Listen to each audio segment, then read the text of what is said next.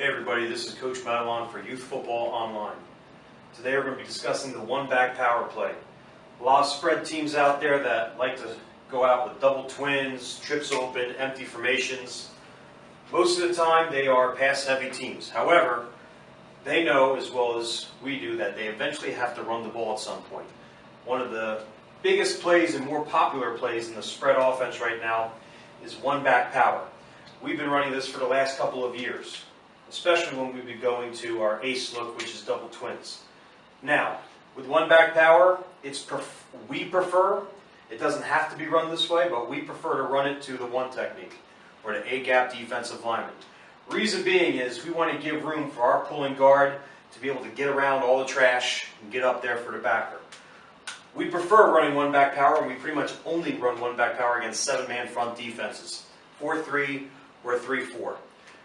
Again, reason being, we want their outside linebackers to widen, and we want to go against a five-man box.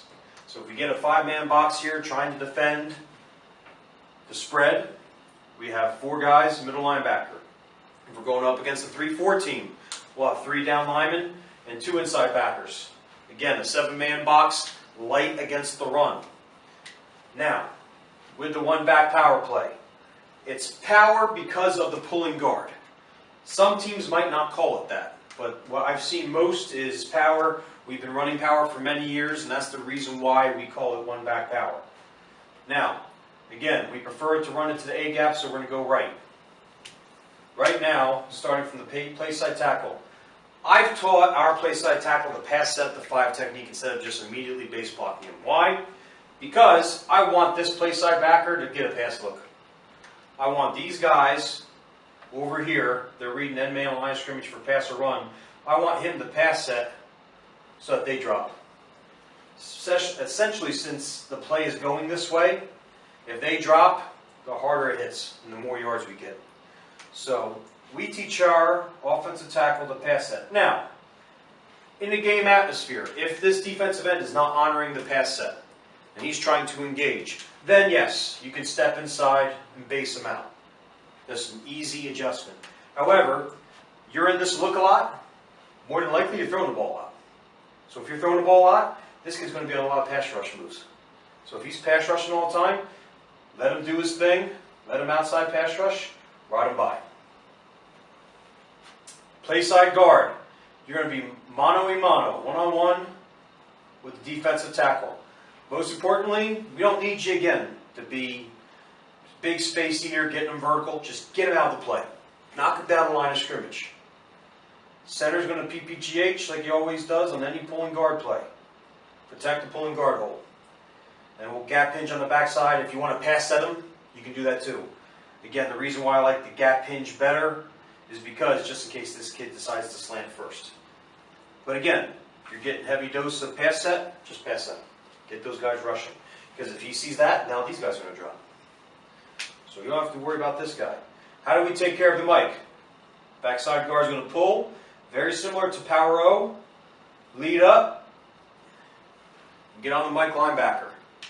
It might not be as wide as traditional Power O with a tight end. However, it's very similar. Skip pull, eyeball the mic or the inside backer, play side inside, and get up. Quarterback, however you want to run it, it could be run a couple different ways. You can spin and hand off. You can open and hand off. You can make it look like triple option and form a mesh and hand off. Doesn't matter. However we want to do it, hand off, slide step, crossover, get here, follow the pulling guard. If he comes back and starts doing this, starts getting involved, you can do a play action pass here. Fake, hit a bubble. Fake, hit a rocket. Whatever you want to do. But this guy has to honor that. If these guys are in tight, they won't. The play's useless. But if these guys are out wide, they have to at least apex or go out halfway. Force them to do that. And how do you force them to do it? By throwing the football. Running your spread offense, running your gun offense. Get them out there. Once you force them inside, start hitting them with some stuff outside again. Keep making them adjust to what you want to do. Now, real quick, real brief, just how this looks against the 3-4. Again, 7-man front teams, this is ideal for. 8-man front teams, Obviously, you're going to throw the ball. Eight-man front, throw quicks and hots. Okay, 7-man front.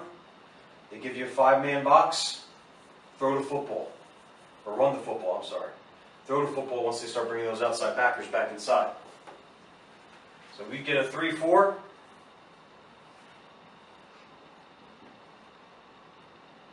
Okay, the head up nose, backer, backer, backer, backer. Okay, not much different in terms of rules. Pass set. Give him the pass rush. All right. Now, base A-gap defender. He still will block the A-gap defender, which has to be the nose. He's the only guy around. He's going to come down. However, as our rules shift slightly against an odd front, we don't have to PPGH anymore. So what we'll do is we'll combo. So against an odd front, this rule will change. We'll combo him to him. Pass set or gap hinge the defensive end, make him rush. Pull, lead up. No different. 1, 2, 3, 4, 5. Attack the 5-man box. Make them pay. Force these guys to come back in, and then you can get back outside again with your passing game. It's a great compliment. If you see a lot of this, if you are a spread team and you want to get the running game going, it's a fantastic play. Again, if this is something that you do a lot of, take advantage of it, beat up the 7-man fronts, and force them to do something different on defense.